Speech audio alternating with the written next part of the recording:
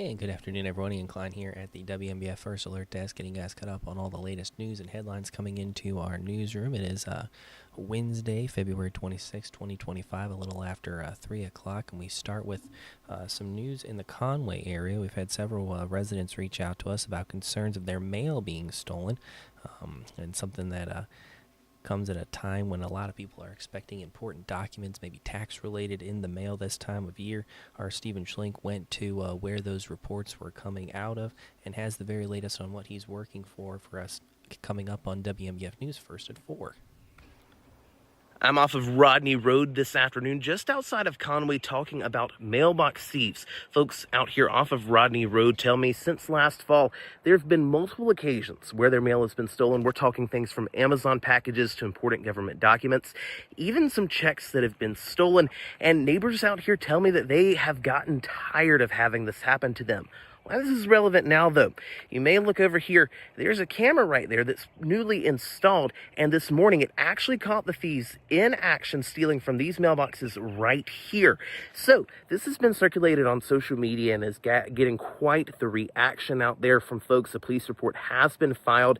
I'm working to learn right now if any arrests have been made. Coming up, starting on WMBF News First at 4, you'll hear from some neighbors out here about why they say they felt compelled to take action and put that camera up, and how they say they're hoping that this ends. Again, that's coming up on WMBF News First at 4. All right, Stephen Schlink, thank you very much, and that will be coming up on WMBF News around 4:30. And we continue to follow some news that's related to a man from the Myrtle Beach area. He is being charged with accused of exploiting a minor. South Carolina Attorney General Alan Wilson announced that a task force investigators arrested Eric Pfeiffer on Friday. He is accused of soliciting a person he thought was a minor and allegedly sent explicit images. Pfeiffer is facing 3 counts of criminal solicitation of a minor under the age of 18. If convicted on all of the charges, Pfeiffer could see up to 40 years in prison. Charleston County jail records show that he was released from jail on Saturday after posting a $40,000 bond.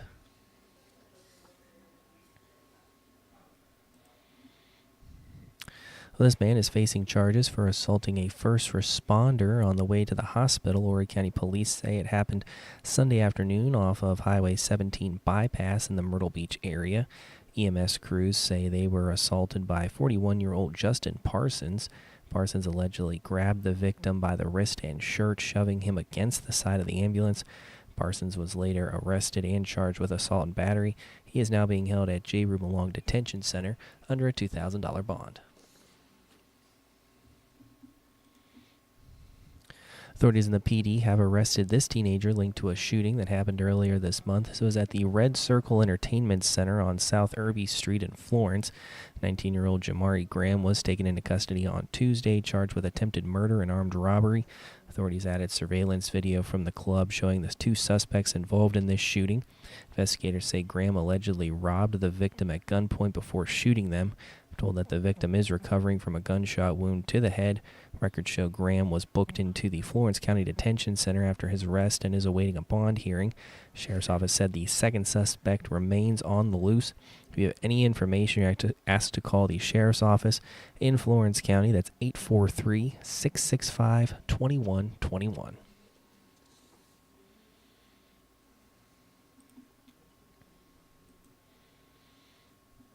And we are getting some information regarding a tuberculosis case. This coming out of the Hartsville area. This is at Hartsville High School, we were told. The Department of Public Health is working closely with the school leadership for making sure that those who have been exposed possibly are tested. Investigators say the results in the testing is just a small group outside of Hartsville related to transportation. The agency said the school has also begun the investigation and will contact those who need to be tested. The health officials say that tuberculosis can typically be treated with antibiotics these days. We have more information on those details on WMBFnews.com.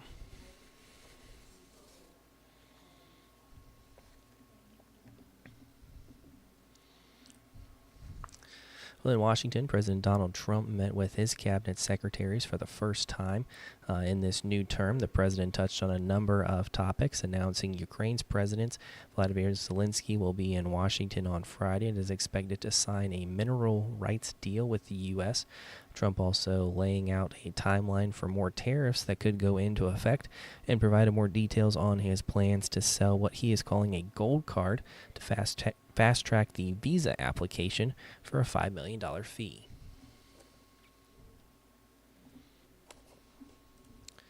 Well, movie lovers, get ready. The 97th Academy Awards will be held this Sunday night in Los Angeles. Preparations for the big night are nearly complete as the famed red carpet was rolled out today at the Dolby Theater in Hollywood. Amelia Perez garnered the most nominations this year with 13, while both The Brutalist and Wicked earned 12. Conan O'Brien will host the big show this year, as we will learn who will take home the most iconic gold statue in award history.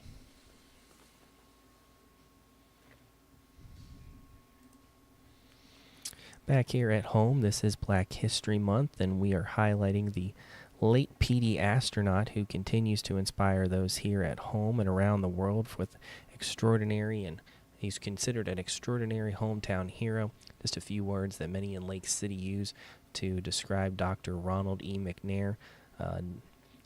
Student have started learning about him at a very young age within the PD community. Our Michaela Evans shows us the lasting impact he has had on that community he grew up in just a short amount of time. Dr. McNair was a dreamer. He was a shining star. There are not enough words to describe Dr. Ronald E. McNair, known to some as Ron. When I grew up, Ron was just my brother. And a lot of the things that was being done was like normal. What McNair's little brother Eric called normal, others saw as extraordinary. Dr. McNair graduated from Lake City's Carver High School in 1967 before going on to North Carolina A&T University and the prestigious MIT. Then, out of 10,000 applicants, NASA selected Dr. McNair in 1978 as one of 35 people to join the space program. He was excited. Just a few years later, Dr. McNair blasted off into space as a mission specialist, making him only the second African American to do so. Whenever we started talking about the actually doing the space flight and being in space and the activities that was going on, you saw his face lit up as he talked about it. But in 1986, tragedy struck. Dr. McNair was one of 7 astronauts killed when the Space Shuttle Challenger exploded just 73 seconds after takeoff. While Dr. McNair's life ended short at the age of 35, he continues to inspire those from the PD and beyond. And I was truly amazed to see someone from Lake City, South Carolina on such a grand stage. I didn't think it was feasible or possible to have a life of that magnitude. Less than 2% of commercial airline pilots are Black in the U.S. However, and there are many people who've never even met a Black pilot, and Lake City has 3. Those pilots, Qualario Brown, Craig Harrison, and Cedric Davis, all graduated from Lake City High School and say Dr. McNair drove them to dream big. You didn't think you competed against the world, and then you saw him, how he was on top of the world and was able to see the world from the top level view. As for little brother Eric, he says sometimes he wishes he had a time machine until he remembers his brother had a greater purpose. And because of the way things went, he ended up being so much larger than what he could have been. He had a greater impact on, people all over the world. And that was Michaela Evans with that story there. If you would like to learn more, you can head on over to WMBFnews.com. We have a full write-up on McNair's history and his impact on the community of Lake City. We are getting some new information into our newsroom, this involving a wreck near the Carolina Forest area. We are being told to avoid the area of Carolina Forest Boulevard and Spring Lake Drive. This is lanes of Highway 501. As you're heading towards Highway 501, traffic is currently blocked due to that 2-vehicle crash. We're told one person is being transported with injuries. This came in around little before 3 o'clock. South Carolina Highway Patrol, as well as the Horry County Police Department, is working that scene at the time. So if you are in the Carolina Forest area trying to make your way to 501, you can expect delays, as there was a wreck there around 2:50 this afternoon. Well, taking a look over the Myrtle Beach, this is our tin roof sky cam. Is what's been a beautiful day. Feeling almost like 70 degrees out there. Meteorologist Matt Bullock has the very latest on the temperature trends as we head into this weekend. Now, your certified most accurate forecast from WMBF First Alert meteorologist Matt Bullock. So looking at your 7-day grandstand forecast, again, rain chances staying very light through the next 7 days. We'll have another storm system arriving late into next week, but overall, we're going to stay quiet, mild, and dry for the next several days. And looking beyond the 7-day forecast, we're going to see those temperatures dial it back down. We're expecting a little bit cooler weather as we into late next week. So if you want to start your spring planting, keep in mind we typically see our last freeze here along the Grand Strand into mid-March, into late March, travel farther along the PD, and then north of I-95 into early April. So again, the general rule of thumb, especially down the south, if you're trying to plant anything, is wait till Easter to start planting, because again, we still see those late freezes, especially as we head to March and into April. And for the latest on these temperature trends, you can download that First Alert Weather app right there. You can just scan that QR code on your screen, and that'll take you straight to the App Store. Completely free to download. And for an update on all these stories and more, you can download the WMBF News app right there. We'll get you the first alert to all these new stories coming in. You can even watch all of our content live as it's coming in. You can watch us here at the Alert Desk, which we're also streaming on Facebook and YouTube, where you can catch up. Kind of gives you your top headlines in a 10-15 minute span. So hope you guys are able to get what you need out of this as we try to connect with you guys on different platforms when we're not technically on air.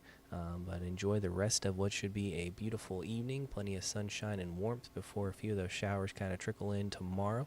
So I hope you guys have a great rest of your Wednesday afternoon. We'll see you guys back here soon again.